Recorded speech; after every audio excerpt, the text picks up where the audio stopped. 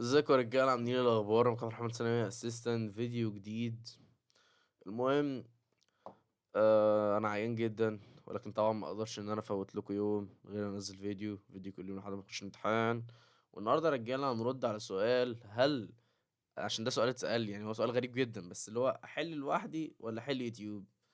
والله بص يا اسطى، يعني انت اكيد عارف ان انت المفروض تحل لوحدك، بس انا جاي اقول لك بقى على حاجه اضافه، ان انا عايزك تحل الاثنين. ليه يا عبد الرحمن؟ في سبب. تمام، ان انت تحل لوحدك لان دوت اساسي، ان انت محتاج تطبق وتشغل دماغك، فاهمني؟ بس انا دلوقتي ما بعرفش احل، او حتى بعرف احل. لما تتفرج على فيديوهات يوتيوب المدرس، مدرس ومدرس تاني ومدرس تالت، تبدا ان انت تكون طريقه حل وطريقه تفكير، فاهمني؟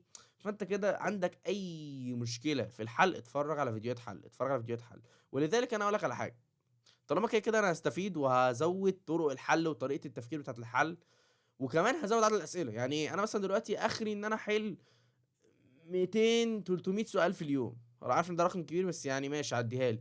قول مثلا 200 300 سؤال في اليوم، ضيف عليهم فيديو عشان كده تبقى على الاقل ايه، اخدت الاثنين، وكده بقى عدد الاسئله بدل ما هو 300 بقى 400 مثلا لو انت اتفرجت على 100 سؤال، فاهمني؟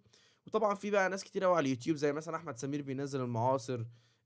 كل المدرسين يعتبروا بينزلوا حل الواجبات بتاعتهم على اليوتيوب، فاهمني؟ فانت استغل الحاجات ديت اكبر استغلال. خلاص كده يا كبير.